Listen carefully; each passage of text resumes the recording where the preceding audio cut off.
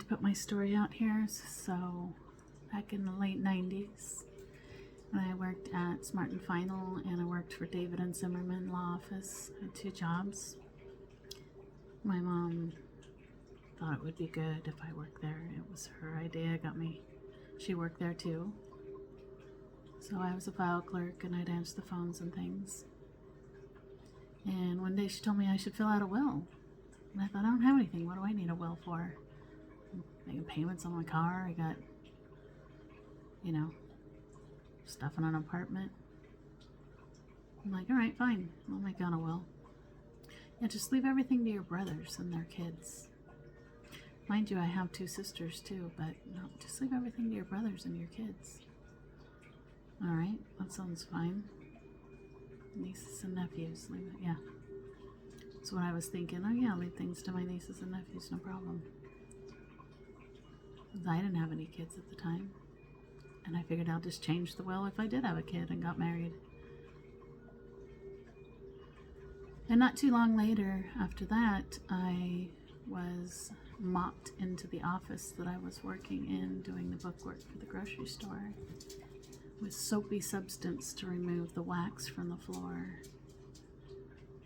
And he showed up an hour early to the job at 9 o'clock instead of 10 o'clock when I was off. Because he said he was removing the wax, it takes longer. So I had to walk through the soapy substance, and I fell and cracked my head 3 times on the cement. But I'm pretty sure I got instant concussion because I just went home and went to sleep, which I probably shouldn't have done. But, yeah, you fall on your head, sometimes you don't think clear. I had a huge knot on the back of my head when I woke up the next morning and knew that the company policy was we had to go to their disability doctor. And so they found me one. I asked him for an x-ray of my head and neck. He said, nah, you don't need one. Both the nurses looked at each other with their mouths dropped open. And I grew up with these girls, so I knew I was screwed. Disability doctor.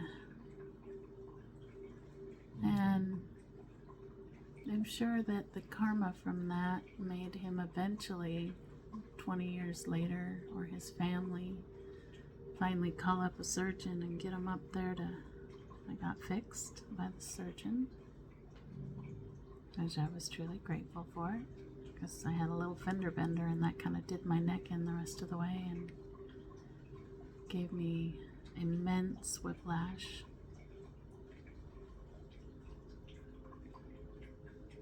Chiropractors weren't working, but they were trying. I finally get this surgeon. He does an x-ray on my neck, and my regular doctor made me do it one more time with the chiropractor. There was a new chiropractor, and he looked at the x-ray and said, I'm not touching that neck. And I said, okay, good, because I'm having surgery on it. I wasn't going to let you touch my neck. I just needed you to take some of the pain out of my lower back, which was also blown up. Landed flat on my back with my head bouncing. Yeah. So those people I worked for who decided to not call Cal OSHA or have anything done paperwork-wise, and the Frenchmen who owned the company, I was just one of those disposable females.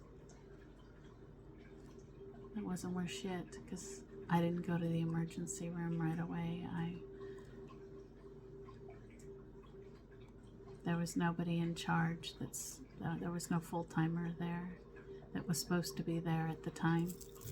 The third man in charge didn't like working nights or weekends, so they made me do the job without the pay as a part-time person. So that was part of the problem with we can't let the boss's boss know that we didn't have one of the full-timers on the grounds at the time. So they covered it up. It was a big mystery why later Bob got fired. Nobody knew. They didn't fire people from Smart and Final. They don't fire people. They torture you to death till you leave. Stan got asked to leave later. They offered him a severance package. But Gary had family in the company, so he didn't have to worry. He kept his job till retirement. And whatever he said to the rest of the crew made them treat me like crap and torture and bully me. I mean, to the point where Matt was screaming at the top of his lungs at me, at my face, with Cindy standing behind him, just outside of the camera view of the back door. And I think he was surprised I stood my ground and held my own right back at him, that I wasn't going to take their bullying anymore. And granted, we've had human resources in and out of our store because everybody else was calling about there being bullying and all kinds of stuff going on, but nobody ever did anything about it. So I hope me telling my story would have somebody, like I did. I had to just walk away. They refused to give me unemployment. Would have had to sue them like everybody else sued them.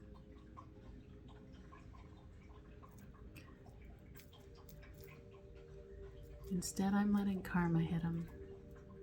I'm letting the universe take it, because I know whatever energy you put out, you get back. And I'm the crazy person, right? Because I chose to take the higher ground, and I chose to pray over things and walk away. That got me finally going back to college. I got my degree. That was difficult too. There was a lot of confusion coming from the witchcraft of my family with their bad mouthing and gossiping and whatever you want to call it. It's a form of witchcraft. Apparently we have some pretty dark voodoo people in our extended families too. This is all stuff that I didn't give a shit about because I had my connection with my ancestors. I spoke to angels for help and guidance.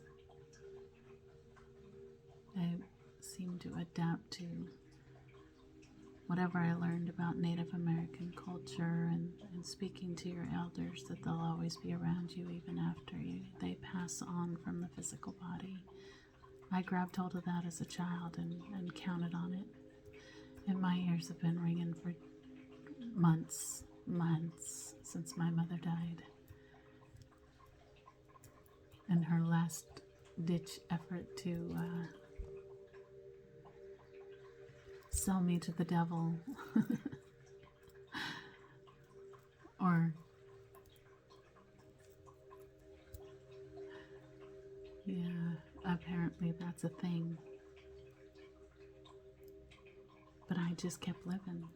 I'm like a cat with 9 lives. They just kept persevering with my strength and my ability to pray things away and think of what could be better. What would I rather focus my mind on right now? What makes me happy? Where am I going from here? I can leave all this behind. These are the things I used to say to myself to get through these things, and I hope maybe somebody listening to this, it will help them start looking at themselves in the mirror and decoding everything that was put in your head by other people. Find your self-worth and your self-love. Give yourself time to heal. It's been a healing journey this 2024 for sure. Finding a lot of freaky things out about my family.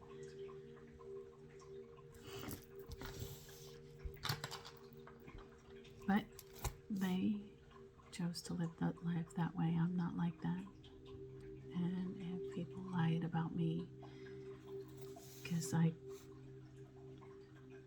and they hid behind their religion, but they still did things in the dark that would be considered very sinful. Your karma is yours, And I choose to forgive and walk away. I'll forgive you. Eventually. Right now, I just don't give a fuck about any of you. More power to your healing journey.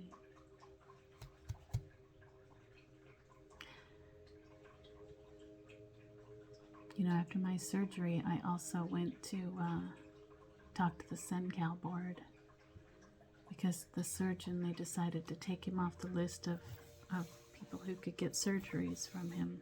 And that was a good 30. The doctor asked me to speak to the board because I was a healed person. He had healed me, and I agreed. I think I should speak up for the 30 people that he had scheduled appointments for, that he put time and energy into, as well as they were hopeful to be healed from their pain. But this group of doctors and lawyers, I guess they took offense to a brown-skinned woman talking to them and asking them to keep the surgeon on the list of possible healing of others. And I got a target on me after that, and really weird things started happening in my life.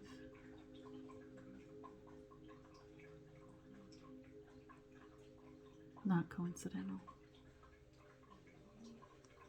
But now karma's hitting those people down too. We can see it. And I didn't ask for anything other than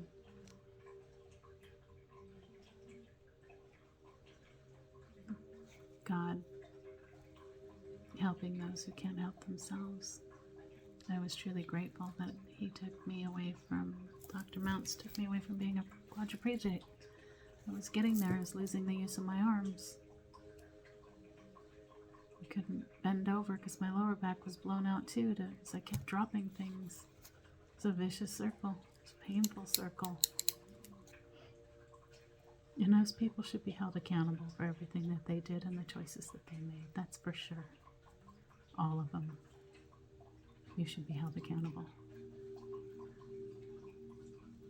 And I hope the universe makes you all accountable, those of you who take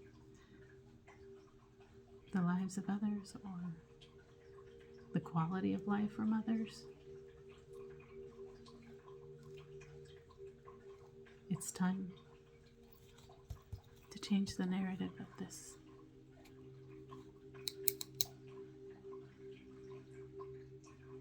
I wish you well on your journey.